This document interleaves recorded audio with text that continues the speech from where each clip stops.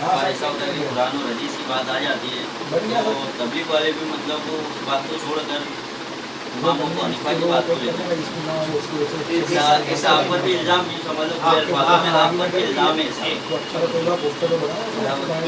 دیکھو فیروز بھائی، اب جب یہ بات کرو نا کہ مولانا حنفیوں پہ بھی یہ بات ہے کہ وہ بھی جب معاملہ ایسا کبھی آتا ہے قرآن حدیث کو چھوڑ کر امام ابو حنیفہ کا، تو اس کے لیے ہم کو بیچ میں مسئلہ رکھنا پڑا.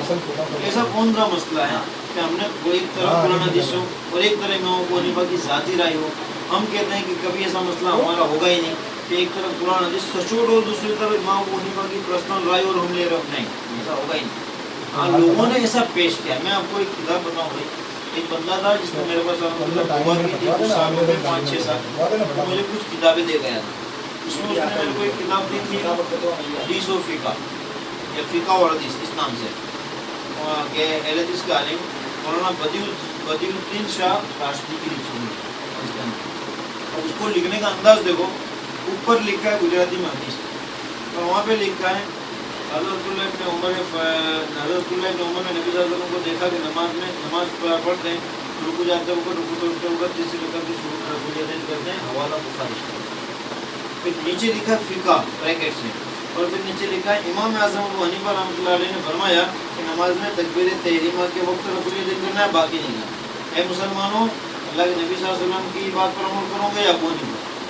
اب دیکھو یہاں پہ کیا کام کیا ہے، اوپر تو تم نے حدیث لکھ دی، نیچے بھی حدیث ہے کہ ابو حنیفہ کی بات نہیں ہے. تو اس طرح کر کے تکامل کرو گے تو یہ بھی غلط ہے.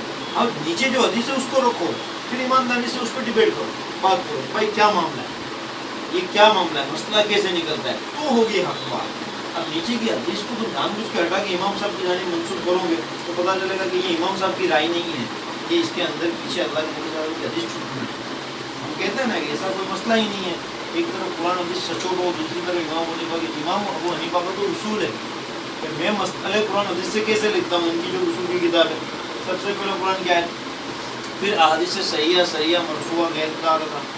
اس کے بعد بھی اگر کوئی مسئلہ صحیح احادیث میں بھی نہیں ملتا تو میں اپنی ذاتی رائے نہیں ڈال دیتا، صحابہ کرام کا عمل دیکھتا ہوں کہ اس معاملے میں بھائی جہاں قرآن کی آیت بھی نہیں ہے، صحیح حدیث بھی نہیں ہے، اب میں دیکھتا ہوں صحابہ کی زندگیوں میں کیا عمل ہے، اگر ہے تو فیصلہ اس پہ کرتا ہوں. اس کے بعد بھی کہ اگر کسی مسئلے میں بالکل ضعیف روایت ہے اور نہ قرآن کی آیت ہے، نہ صحیح حدیث ہے، نہ صحابہ کا عمل ہے، تو میں اس ضعیف حدیث پہ بھی فیصلہ کر دیتا ہوں. اتنا سب نہیں ہوتا، اس کے بعد میں اپنی رائے کو ڈالتا ہوں، یعنی اس کے بعد میں اپنے اجتہاد سے مسئلہ نکالتا ہوں. یعنی پہلے تو میں قرآن حدیث ہی سامنے رکھتا ہوں جب تک بنتی ہو سکے. آپ دیکھو گے مجھے مہر کی حدیث ہے، اقل المہری اشرط الدراہم، تو بھائی کم سے کم مہر کتنی عزت ہے. اب تو یہ روایت صحیح ہے لیکن ہمارے یہاں سے کیونکہ اس معاملے میں کوئی صحیح روایت بھی نہیں ہے، اس معاملے میں کوئی آیت بھی نہیں ہے. کم سے کم مہر کی مقدار بھائی اتنے مہر ہونی چاہیے. اب وہ ہمارے پاس جو آ رہی نا بات، اس کی تحقیق ہونی چاہیے کہ جو بات ہمارے تک آئی چاہے وہ پھر حدیث کی طرف سے آئی ہو یا یہاں سے آئی ہو، پہلے یہ بات بھی تحقیق ہونی چاہیے کہ آنے والی بات بھی صحیح ہے کہ نہیں. آنے بھائی میرے بارے میں آپ کو کوئی انفارمیشن کریں تو آپ کے لیے یہ بھی ضروری ہے کہ سیدھا میرے بارے میں آپ بدظن مت ہو جاؤ. یہ بھی ضروری ہے کہ جو بات جو انفارمیشن لے کے آیا ہے وہ بھی تو صحیح ہے.